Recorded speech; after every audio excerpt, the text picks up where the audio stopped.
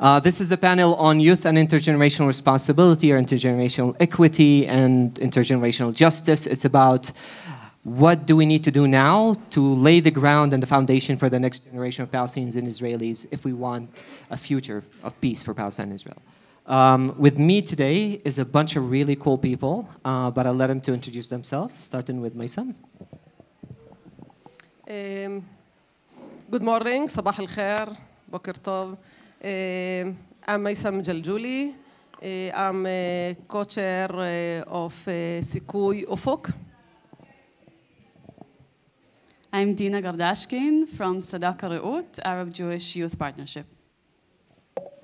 Sabah, Sally Abed, member of the national leadership at Standing Together. Sabah al-Khair, Boker Tov.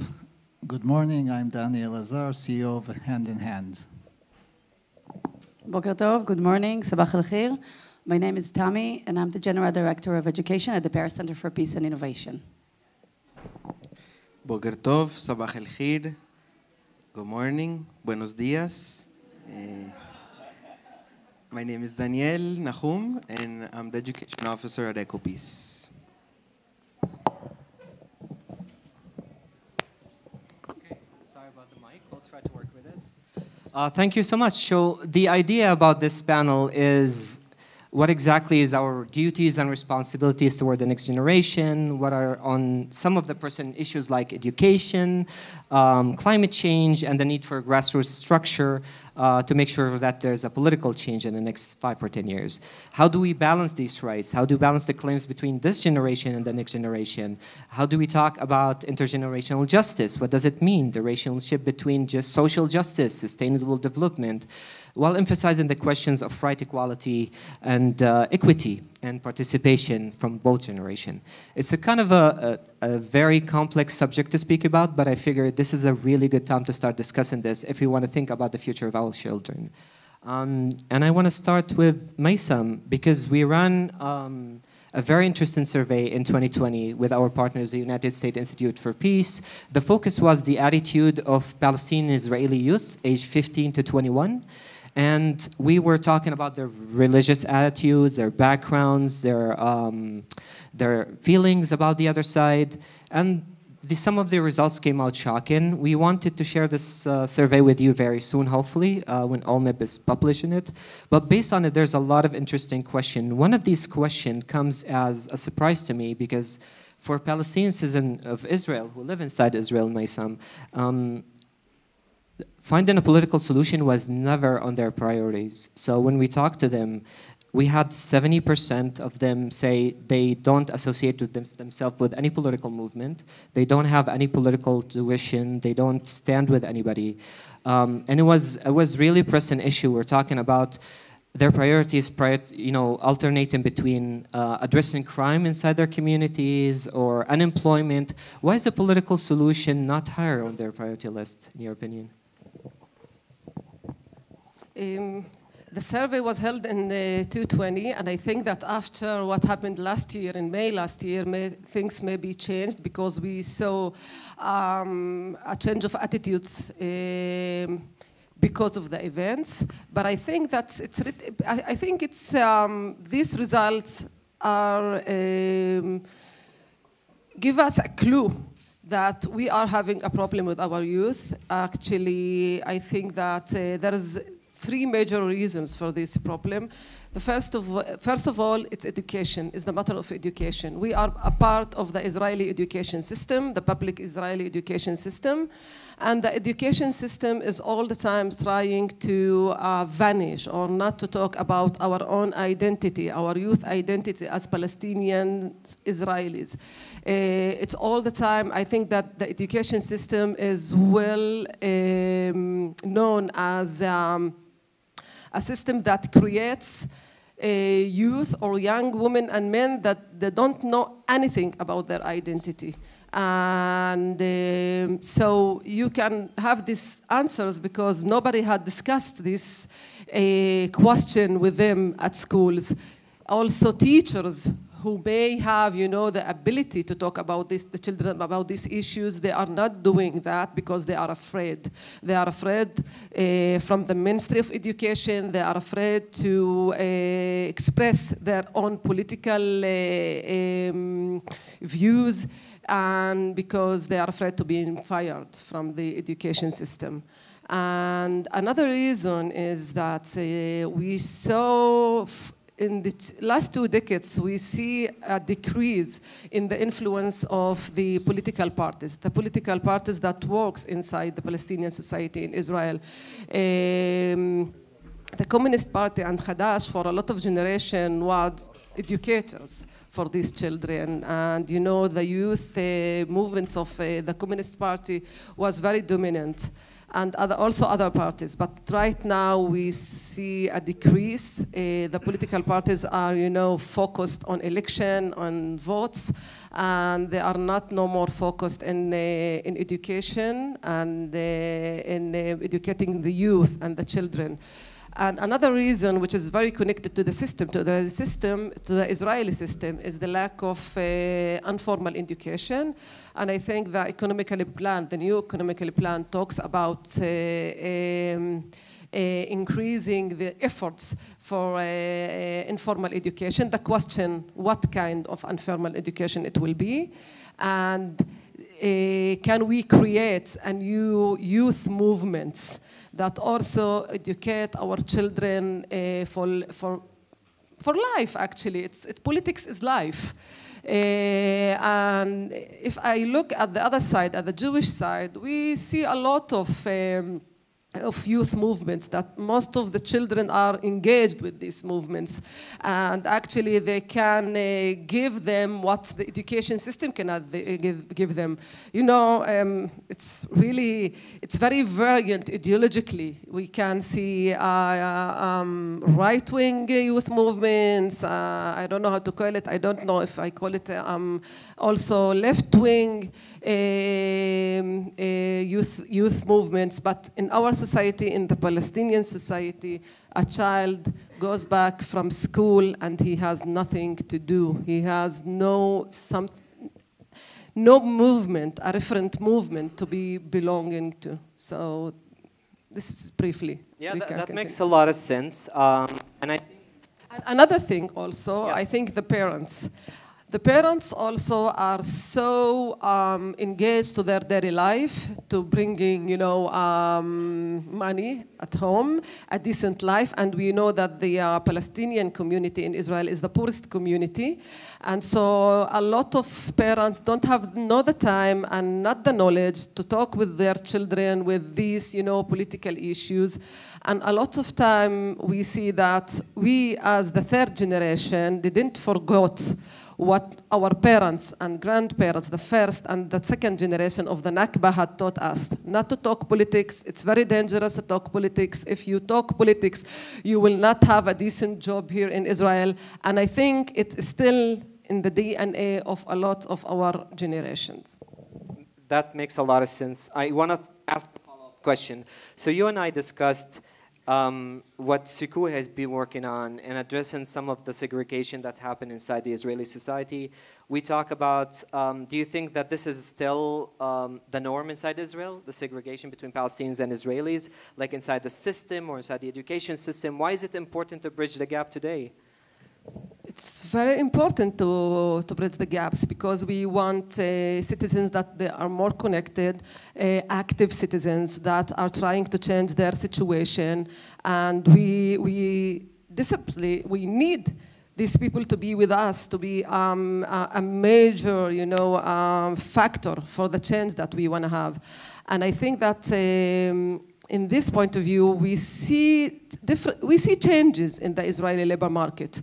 More Palestinians are engaged in the labor market, and I think that the real shared life starts in the labor market. We want to start it earlier. We want to start it from the early ages, because we think that in order to bring people together and to try to change the stereotypes, you need to do it from early ages. And I think that also another thing that we should freely speak about identities in Israel. There should be a place for the Palestinian identity in Israel, and it should be acceptable, and it should be a part of the Israeli system. And this is what we are in Sikui are trying to do. That's amazing. Thanks, Maysam. I think this is a good segue to speak to Dina, who is working with Sadaka. And this is interesting, Dina. We talked about this before, the project you're building to create a culture of peace inside the society, raise a generation of young people who are socially and politically aware of what's happening on the ground. How do you address socio-political issues of relevance to youth inside your communities? And that's in consideration to the youth pool funding that we talked about earlier. Like having, one of the biggest issues that we found that inside the Israeli society, that young people, at least the Jewish young generation, 15 to 21, they address themselves or they identify themselves as right and right center. So that's a huge number. And in comparison with other numbers from the last 5 or 10 years, that's a huge leap. So the generation, my generation at least, 35 to 40 years old, they, 40% of us, they identify ourselves as left. But this new upcoming generation, they are all right and center right inside the Jewish community. Yes, unfortunately. But actually, I think the biggest problem that we have right now, and I think always, is that we talk about the conflict, or we talk about violence and racism. We talk about it only when we have clashes. And we try to avoid it somehow. I can say in the Israeli society more because we have the privilege to avoid it. So we try to, even in peace-building encounters, we try to focus on similarities, we try to build friendship, and the friendship is a really important part, but it can't remain the only part, because then when we have those violent events, and eventually we will have them, then we are not prepared. We don't have the grassroots work that can prepare the field to sort of absorb and understand and put this political reality into context, because we live in completely separate realities. I mean, not only the educational segregated system, it builds a segregated reality. And we have people who yesterday were going to the flag parade or flag raid, and there were people who were gathering in Jaffa for a peace-building event to talk about partnership and equality. And those ends don't meet.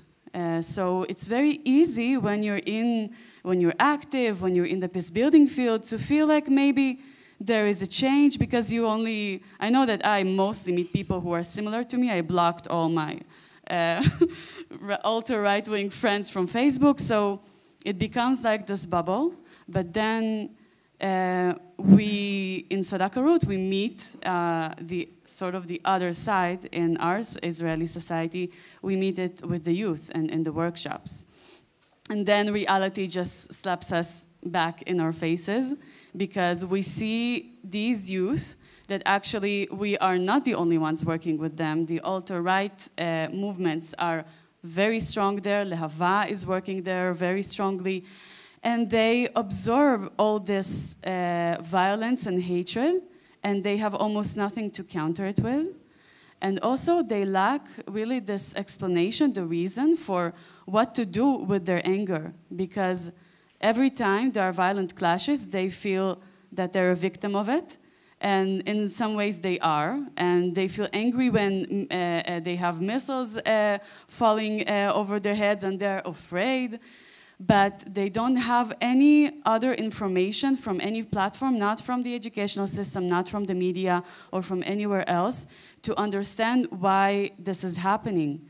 And so focusing on alternative knowledge and sort of developing a mutual perception of reality is so important, so that we don't stay on this friendship level, so that we can understand reality together and not only agree to sort of disagree. And yeah, I think I'll stop here. Yeah, that makes a lot of sense, Dina. I just want to make a note that if you have questions, please raise your hands. We will be handing you over cards and pens, and we could ask these questions. Our lovely board member is helping with this. So please raise your hands if you have any questions. Dina, a follow-up questions. So one of the main findings of our poll that Palestinians and Israeli, the majority of them, on different levels, 65%, 70%, Jewish Israeli and Palestinians, they deny each other historical claim of the land. They don't believe that each other have a right to live here. And this is a pressing matter. What do you think is the exposing youth to alternative perspectives? Yeah, so I really understand that, and I know that there is a lot of fear to acknowledge the history, the truth, the other narrative, because what could it mean if we do?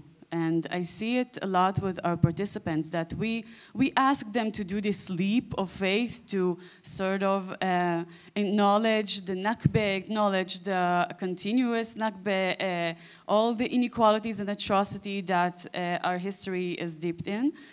But the price is very high, because then we built our whole identity on the morality of the foundation of the Israeli state, on the morality of the army. This is how we justify our very existence in this place.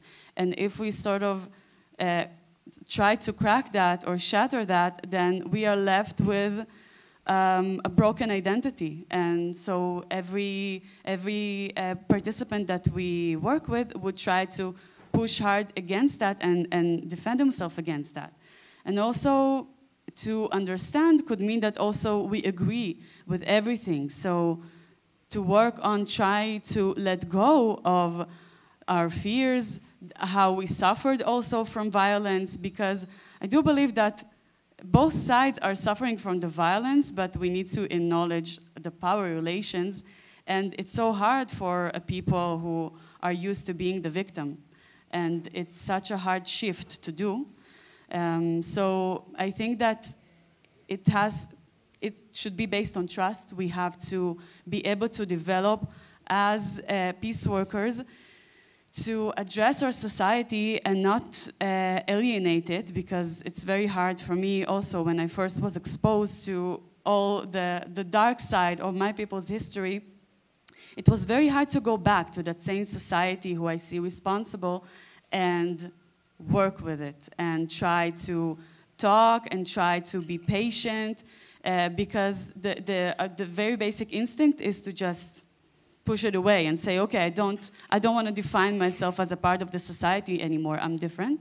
But I think this is our biggest struggle. This is the part where we have to go back to our own society and find a way that we can push through the defensiveness, push through all the barriers, and try to really reach the hearts of people. And for us, we start with youth, so it's a little bit easier, I think, because youth, I think, has this very strong sense of identifying injustice when they're given a chance to look at it.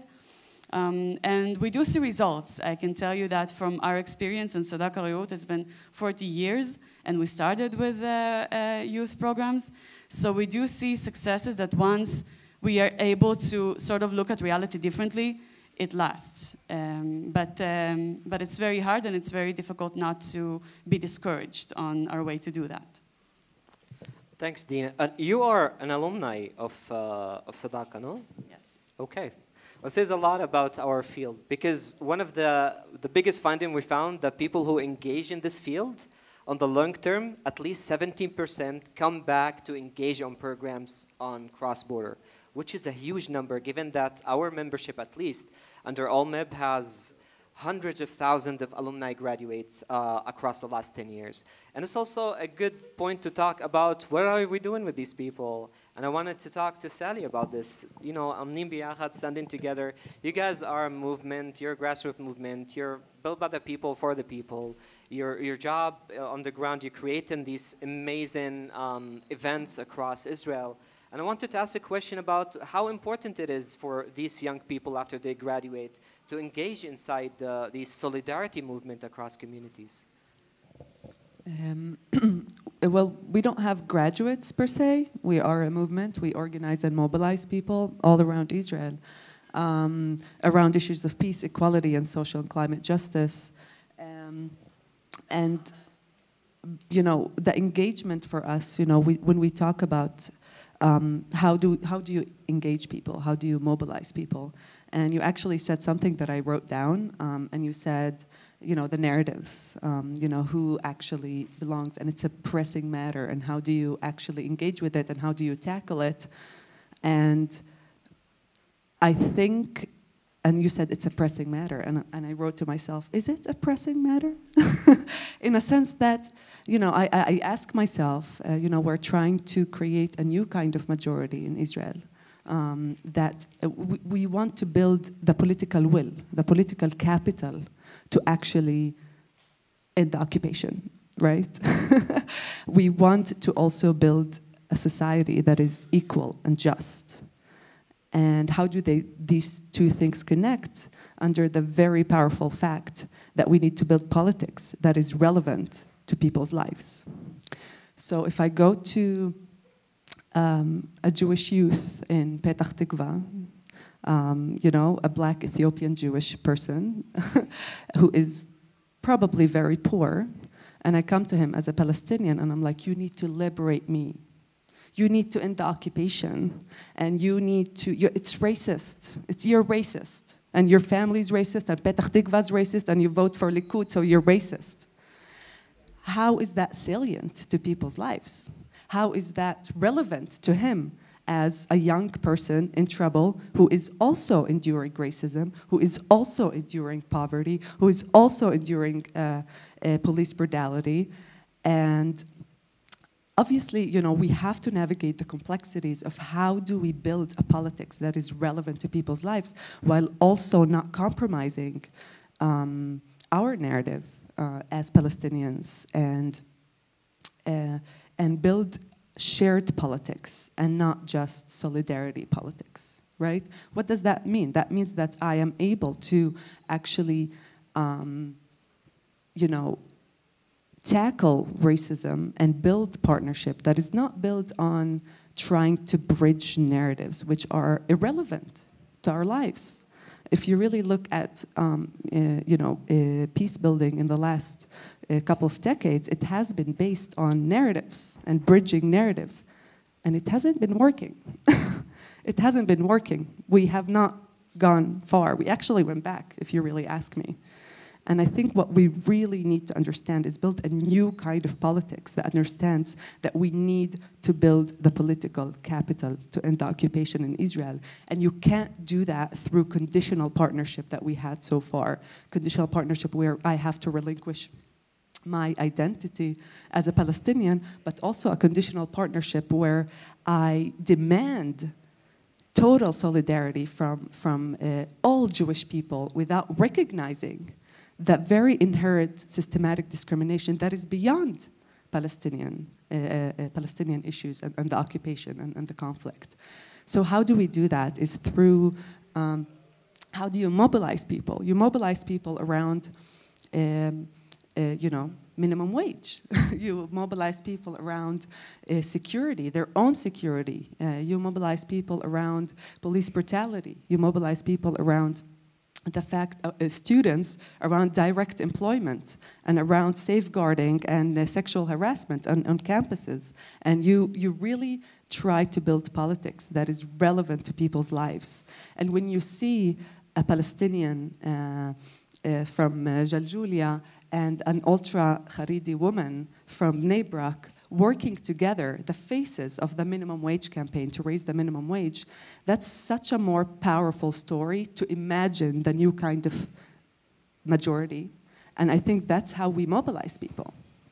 You know, we are growing, and obviously we're not naive. We don't think that we are able to build that kind of majority you know, that we are able to build through shared economic and social interests, also through the issue of the occupation and the conflict, because that's a very extremely polarizing question. But I think that's exactly the point. That's the entering point. How do we build a popular demand to end the occupation? How do you build that within the Israeli public? And you can't do that without Palestinians in Israel, but you can't also just tell them that you're the victims just because you're Palestinian. I'm a victim because I'm a woman. I'm a victim because I'm a young person who is extremely worried about climate change. I'm also a victim because I pay 1/3 of my income as rent in Jaffa, in a very old apartment in Jaffa, and be able to build relevant politics to people. That's how you actually engage people, and then you also don't give up on the politics of yes, I am also a Palestinian, but talking about the narrative and who's right and who's wrong is just, it doesn't work. That's an interesting thing to say. Priority-wise, I think that was a major finding, that on the top list of priorities for Palestinian Israeli Jews, the conflict was not on that list, at least under number 7, which is an interesting finding. I would say for the Palestinian was, at least when I talk about Palestine here, I'm also addressing Palestinians in the West Bank and Gaza. That was the number 2 to end the occupation, but it's not even the number 1. Unemployment always comes first, and health and crime inside Israel. This is great. So I followed you on Twitter. You talked about violence during May, and I was wondering, how do we transform violence into action? How can we create a movement, a grassroots movement, out of this violence? Because I feel whenever there's a new wave of violence, a lot of us sort of start talking about it, but not a lot of action is happening. We wait until it's over, and then we wait for the next year where it happens again. What can we do? I think violence comes from the lack in the belief that we're able to change things, and then we go to violence. Because we all have anger, right? We all have our frustrations. We all have a lot of anger. And I think when you don't believe that you can change, that's when you actually resolve to violence. And anger is a very, very good thing if you use it right. If you're able to provide people with the political home and with the political tools and practical tools to actually know how they can envision. We call it, in Standing Together, we do a lot of trainings, and we call it political imagination. Our politics is all about political imagination, to be able to imagine how things can be different. And how not only be imagined to do it, but also what's the first step to do it. And if that doesn't work, we have the next step. That's what a political home gives. It gives you a strategy, it gives you a plan, it gives you a place to be, a part of something that is beyond your minority, and feeling like a minority, and feeling the victimhood. And that's hope. All that goes, what is hope? The hope is the belief in the ability to act and change your reality. And I think being able to build power, empowering young people through the political home, through organizing, leadership, leadership development, and a plan. We have a conversation, we have an imagination that we are able to give them through our politics, and seeing change. You're actually being able to see change. Even on the smallest scale. I think that's what is the difference, when you have anger, which can be very, very bad or very, very good. Anger with hope are actually extremely powerful for social change. So I think that's what it is, hope. That makes a lot of sense. Thank you, It's cliche, but it's not. It's not. I don't think it is. It's good to start with hope now. Here. 100%. Danny, thank you for joining us today. And the word education and informal education, which probably Tammy will speak about also in a bit, but the word education came out so many times on this panel and in our conversations. And through your work in hand, why is it important to build bilingual, bicultural schools right now? And what do you think is how is it relevant to young people and to their parents and their families? Thank you. I'll just open and say when we spoke, and then I had to think it over and reflect. It's firstly I had to recognize again that I'm the older generation, and you have to start there. And my daughters all graduated from high school already, so we're looking now at the younger generation. And I'll describe about myself. I'll talk about myself, although you all know this, but just to emphasize what I'd like to talk about. I grew up, I was born in the States. My family came to Israel when I was very young. I grew up in the city of Rishon LeZion, a Jewish city, in a Jewish school, in a Jewish youth group. I only learned Hebrew. I only learned the Jewish narrative of what happened here in Israel. And that was the way I went throughout my life. Like many other Jews and Arabs on their side who grew up in Arab cities, speaking Arabic and meeting mostly Arab friends. And this is something we all know. Whoever lives here knows this very well and understands it.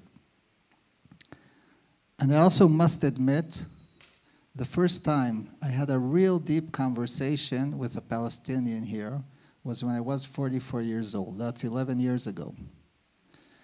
And the more I reflect on this, it's crazy that this country allows this to happen, and that this society allows this to happen. And most of my friends, many of them, I won't say most, many of them, of the Jewish friends, never had that opportunity yet.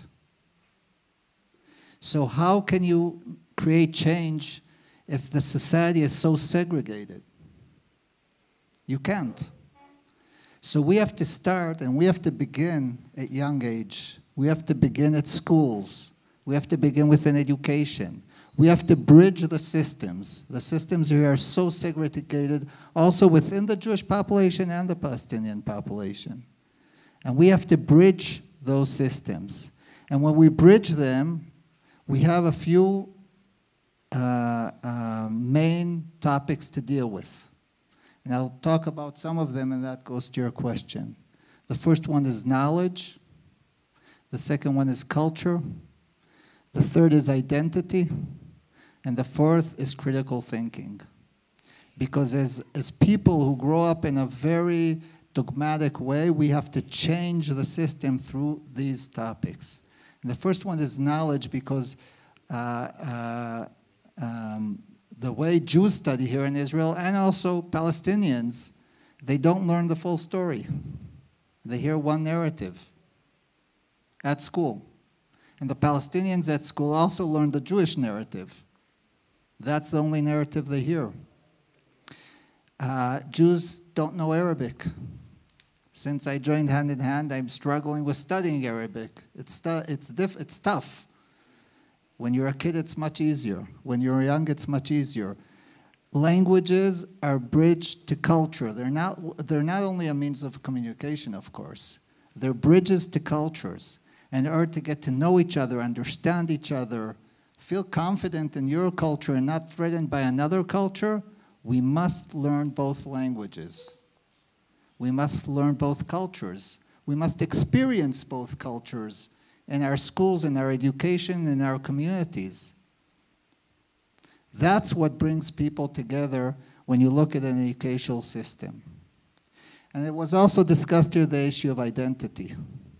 The Ministry of Education in Israel doesn't want Palestinians to deal with their identity. It was said here before, but we see that in the system. It's built in the system. In Hand, we are a network of Jewish-Palestinian schools which bridge between the systems. We insist on dealing with identity. Because if you don't have a strong identity, both sides, Jewish and Palestinians, your ability to accept other identity, you don't have many times an ability to accept other identities. You're threatened by other identities. And what we believe in is when you strengthen your identity, you're able to accept other identities, and not only that, it enriches your world. You become a better person. Your people becomes a better people because your ability to accept other identities, to learn from them, to learn from different cultures, to celebrate that is a great ability. It enriches the world and also creates the basis for shared society in Israel. So, and taking all that into consideration, and because we know and we live in a climate of conflict here in Israel, we also need to really develop critical thinking for these students, because they hear different narratives and different stories about everything. Just take the last month. Jews and Hebrew media were hearing one story, Palestinians and Palestinian media were hearing another story. There was no connection between the two stories and between the two narratives. When you develop critical thinking, when you are interested to hear what the other narrative is in order to challenge your narrative, then you can start talking about how you create a shared society in Israel. We're far away from that. The Ministry of Education, our main obstacle today to add schools to hand in hand, today we have 7 schools. Our main obstacle is the Ministry of Education. That's the main obstacle today to add hand-in-hand schools. So we are struggling with that. We're challenging the system. We're insisting also on being part of the public system, because in order to change society, you have to be part of the mainstream. You can't, we could add private schools, but that we won't reach our goals. We have to be part of the mainstream system, part of the public system, influence from within. So what we're doing will be a model also for other schools to make change within their schools. And we have over 2,000 students in hand, which is far from being enough. Which is far from being enough. I'm glad we addressed education and the system, but I'm also a father. I have 4 children, and I keep thinking all the time about how can I foster a culture like this at home? How can I talk to my children about this? We see family part of the educational ecosystem. We all know that at the end of the day, what kids get at home is most influential to them. So I'll say, even also when we talk about hand in hand, we don't only work with students, we work also with parents. We have a lot of community work to bring them into this conversation, to create dialogue between the parents. In the Violent May events last year, as it was happening, we started creating dialogue sessions between the parents, because the parents have to be part of the educational system. So again, when you look at hand-in-hand schools, of course, then that's part of the ecosystem. You create that conversations between the students. Of course, you have to create it also the teachers. That's where it all starts. If the teachers can't deal with these issues, and there are a lot of emotions, a lot of frustration, and a lot of arguments, but at the end of the day, if you're willing to have those kind of dialogue sessions, always remembering that our goal is shared society here, with all the difficulties and all the challenges. If you're willing to do that, then you can deal with these issues, not always agreeing about them, of course. And the parents.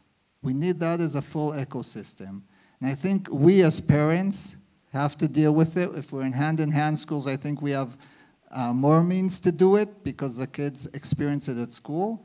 But we also have a big obligation to kids, even if we're not parents in the hand-in-hand schools, in dealing with these issues and creating political awareness to these topics, because it's very easy when we're in our bubbles, it's very easy to remain within them. And as I said, I'm talking as an experienced kid, youngster, and young parent also. It's very easy to stay in your bubble, especially on the Jewish side. It's very easy. And this is something we have to really fight and guard against and help parents deal with these issues. And the more hand-in-hand schools, the more mixed schools, because I must say bilingual schools, there's also Neve Shalom, of course, and there's Hagar and Beersheba. The more bilingual schools we have, the more models we have for this kind of education, the more they'll influence society, the more they'll influence the Ministry of Education, the more they'll influence parents who will see this as a school. Thank you so much, Danny. I think education in general is a good segue to talk to Tammy, who you and I chatted about education, but we also chatted about informal education and how do we approach it. So how do you envision when you do this in Paris Center? How do you approach informal education when you talk about peace building? Okay, so but just one remark to Danny. You said the parents are the most influential. I would add to that that also social media is the most influential. I think this became one of our main challenges with working with youth. I don't think we cracked it until now. We are facing a topic, an issue that is not attractive enough to them, is not appealing enough to them. So we don't know how to have a massive presence in the social media when it comes to that, both in the Israeli society and I think also in the Palestinian society. And this is a big issue that sometimes we need to talk about this as well, to take it as a challenge, as a community, as in this field. We spoke about formal education here, and I would also want to refer to the informal education. For many years, we're working in the informal education, doing different activities when it comes to sports specifically, but not only culture and the arts and other civil issues that basically shows the youth that they have a common ground, that bring them together because they are attractive enough, if we talked about how you can attract young generation. Informal education is important, but it's a complementary, I would say, activities to the formal education. This is why I can also say as the Paris Center that in the last, I would say, 5 years, 6 years, we moved the gravitas of our work in this field into the formal education system. I have lots of criticism about the education system, but I cannot work without them. I need them. I need them, but I also need the municipalities. I need all the important stakeholders, so to say, like the mainstream stakeholders, if I want to see that my programs are scaling up, if I want to see a real impact. And also to reach to those mainstream youth, parents, schools. It's a decision that sometimes I feel we feel that it's a bit of an abuse in ourselves, but we have to diversitize the people that we work with. We have to diversitize the communities that we work with. As an Israeli, I can say that, I'm in this field for the last 15 years. The work is becoming much harder. We can talk and talk and talk about narrative. We can sit in a circle and doing dialogue sessions. It's nice. But once they step out the room, the reality doesn't change. And it's not changing. It's not. So how do we tackle that? We need to make them understand, those youth and kids, with understanding that they have a huge lack of knowledge, they have fear, but they also lost empathy. Empathy, it's a basic thing of being a human, a person that lives in reality. How you educate for empathy? How do you educate not to hate someone you never met? Unfortunately, we're still in the basic phase. And it's an ongoing 24/7 work that we need to invest a lot. It's a non-sustainable work. It's something that we need lots of funding in order to make this happen. And we have lots of challenges, but there's no other way. We don't have a privilege of not working in this field 24/7. And so this is why I'm saying, like, informal education is great, and it's the real grassroots work that you invest in, but it needs to be a complementary to the formal system. That makes a lot of sense. And it also ties up with a lot of the conversation we had on this panel today, which is maybe we need to revisit our theory of change. Maybe we need to look back at what we're doing right now and think, does this work? How do you innovate in peace building field? How do you innovate in equality and the search for equity inside the Israeli society? So I think the answer also is within the question, because we need to revisit the theory of change all the time. And we need to check ourselves if our programs are still relevant and are still appealing to the societies we are working in. If we are tackling the right issues, if we are working according to the right models, that sometimes, we are really in love with them, but there needs to be lots of adjustments because the generation is changing. things that were relevant to the youth that I worked with 10 years ago are not relevant anymore, even 5 years ago. And because of the things I mentioned before, social media is playing a major role in that. They open, like, we can have a great activity, a great session with a huge breakthrough. Once they step out from the activity, they open their mobiles, they go on TikTok, again. You need to go and work in this over and over again. So you need to search and see which tools you're using. For example, we understood that we need to work with more formal system. We understood that innovation is the buzzword, okay? And I'm becoming a bit cynical, but this is what talks to the youth. We need to talk and use and show them that they have opportunities in employability, and to become always relevant, because again, we don't have the privilege to become non-relevant. And I would say one more sentence, that, you know, we participate in a lot of sessions like this and conferences. And one of the things I noticed in the last few years is, yes, it's very nice that we sit here and we speak English, but we talked about language barrier. We are creating a barrier for ourselves. We are not scaling up because of that, with all the respect, and because this also gives the feeling that this is a closed, I would say, circle. Exactly. That only if you are understand the English, if you understand the terms, if you're educated enough, you can be part of that. If we want to create a real change, yes, we need to go to Petah Tikva. We need to speak in Hebrew and Arabic here, and you guys, I'm sorry to the English speakers, you need to have a simultaneous translation, because this needs to be a very authentic discussion. I'm not a native in English, really. And with all the respect, the places I work, if I want them to sit here. I want the teachers where I work to sit in this room and to have a space, a safe space to really talk about these issues. And so we also need to think and rethink about that, how we are scaling up, diversitizing the people that sits here in this room and also on this panel. So, thank you. Thanks, Tammy. I couldn't agree more. I think it's important to approach communities through these doors. But every time we talk about this subject, we bring the subject of intergenerational responsibility. The first thing that comes to people's mind is climate change. Like, they keep saying, oh, this is the biggest thing is climate change, climate responsibility. Daniel, you're here today. You could probably tell us a little bit about the Green-Blue deal that EcoPeace is working on, and what's up with climate change? What's up with climate security? Why is it not on a top priority for young Palestinians and Israelis?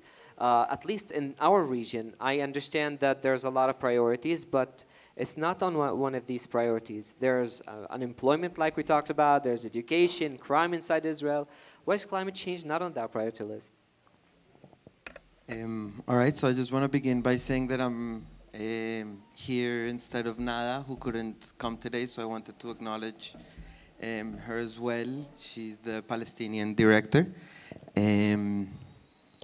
So I want to tell Sally too that I'm scared also because of climate change.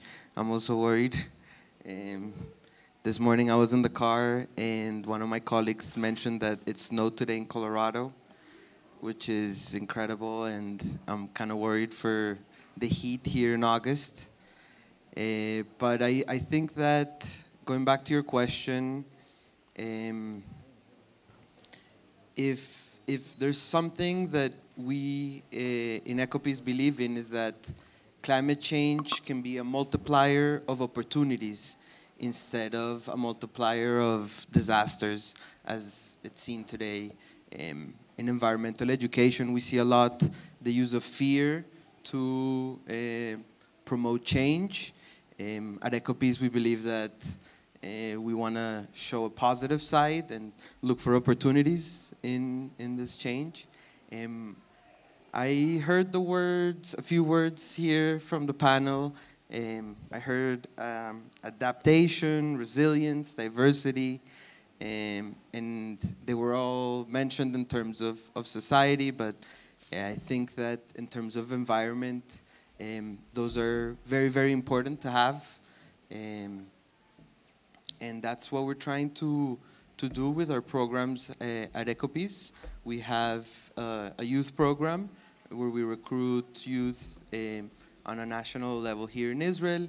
There is a youth cohort in Palestine and a youth cohort in Jordan. And we take them on, they do national seminars, but they do regional seminars as well. And I'm really looking forward to this year and seeing how they share their outlooks on what's happening around the world. I think that climate change and the environment can be that shared cause that we need at the moment, especially with this growing polarization and bipartisanship that is happening around the world, specifically here in this region. And it's a cause that's also tangible, that you can feel, that you can see. And for us, it's very important to inspire the youth to understand that and to be part of a movement that is creating a society that can be adaptive, can be resilient, and talk about diversity, that can be diversified. There's nothing, I don't know if any of you garden here, but there's nothing more beautiful than having a diversified garden where you have all types of bugs and all types of flowers and all types of veggies that are working together to create a healthy ecosystem. So going back to your question and the Green-Blue Deal, for those who don't know it, it's a deal that was signed between Jordan, the Palestinian counterparts and the Israeli counterparts as well, around issues of energy and water. It has 4 pillars. I have them written down here. So the first one is about cooperation and improving adaptive capacities on water and renewable energy to create security, environmental security here in the region. The second one is advancing Israeli and Palestinian natural water allocations and water management. The third one is around improving and regenerating the biodiversity here in the region. As you all know, climate has no borders and water has no borders, and we share water systems with Jordan and Palestine and Israel. Give you an example, the Hebron River begins in the Hebron Hills, goes down to Beersheba, and ends in Gaza. So whatever happens throughout the river affects every community along the riverside. So diversifying the environment here in the region. And the fourth one is how to educate the youth and create awareness about these issues. In EcoPeace, we have programs that run from youth to education in schools with the diplomacy track in high schools. We are reaching around 100 teachers a year, training them to teach our water diplomacy curriculum in the schools. So we have youth and students in schools that are learning about water diplomacy and the water issues that we have in the region.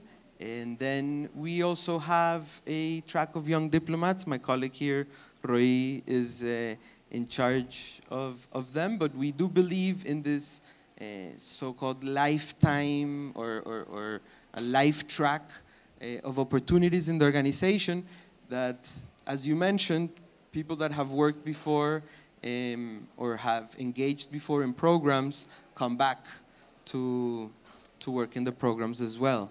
So from ages 15 to 30, 32, we have people working and learning and educating others on the issues of climate and water issues here in the region. We are running out of time. Thank you so much, Daniel. I think there's an opportunity to ask one question really quick because it actually came out 4 times from 4 different people.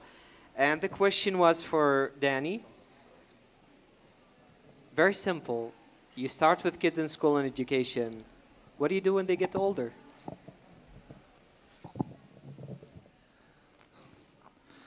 The question is, what do they do?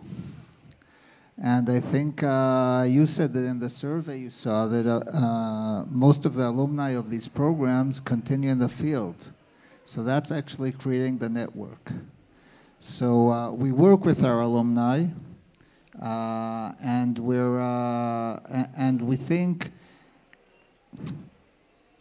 I'll say something different. Many times, I'll talk again about myself. The first time when I joined Hand in Hand 4.5 years ago, the first time I walked into the school, my immediate feeling was, wow, this is how Israeli society, this is an optimistic future picture of Israeli society, how it could be.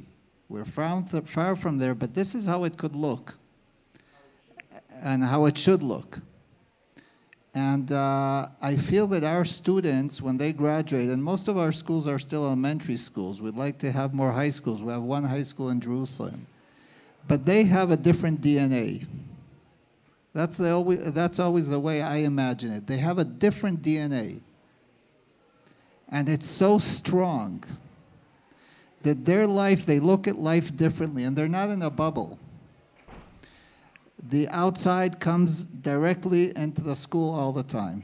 You can't avoid it. Not only that you can't avoid it, we insist on anything that happens around us. With all the tension comes into the school, because if we don't talk about it in school, then we'll get it in very different ways, including social media. So we have to talk about these issues. We have to discuss them. We have to sometimes fight over them also at school, so we can understand the full picture and deal with it going back to our goal. And so that's why I think when we look at our graduates, they come out with a different DNA. And I'll say one thing, because we talked quite a bit about Palestinian education in Israel. And now I'm talking again as a Jew. In Jewish tradition, memory is part of the ethos of what it means to be Jewish.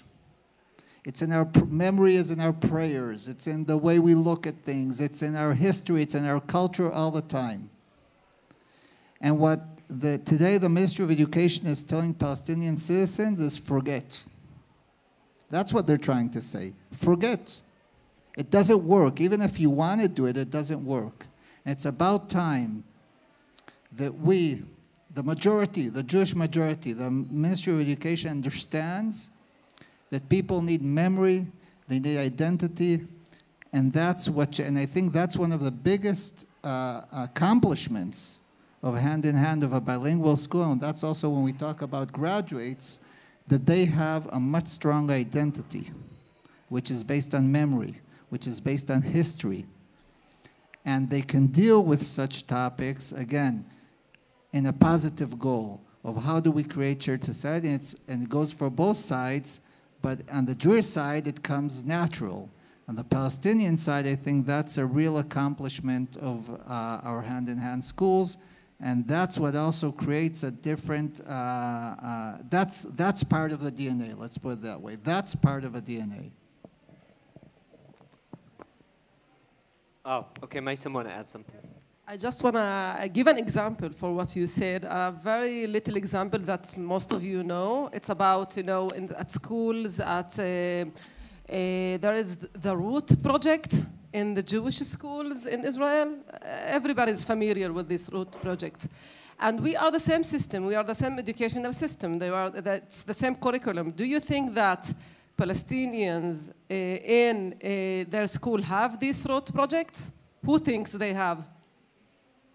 Okay, so I got the question. So this is about education, Even this project that connects you to the place, connects you to the memories, to the history, the Jewish students at grade, which grade they do it? Seventh grade they do it, but the Arabs, the Palestinian children never heard about this. So this is only a little example about our system. My previous role was in the Hartman Institute. I was in a meeting in the Ministry of Education where they explained it can't be mandatory for all students because they don't want the Arab schools to deal with it. But there are some good news. There's now a new committee of the Ministry of Education dealing with shared society, and one of their first decisions was that it's going to change, and that the root project will be also in Arab schools. Now we have to see that it's also implemented. Yeah, no, they're talking about next year, but now we have to see implementation. It was a decision in the last couple of months, but let's see implementation. That's always the big challenge. Yeah.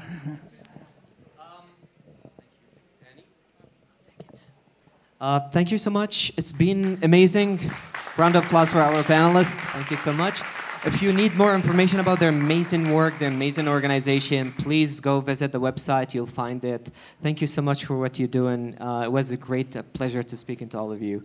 Please go and get your coffees and your pastries. I'll see you in a bit.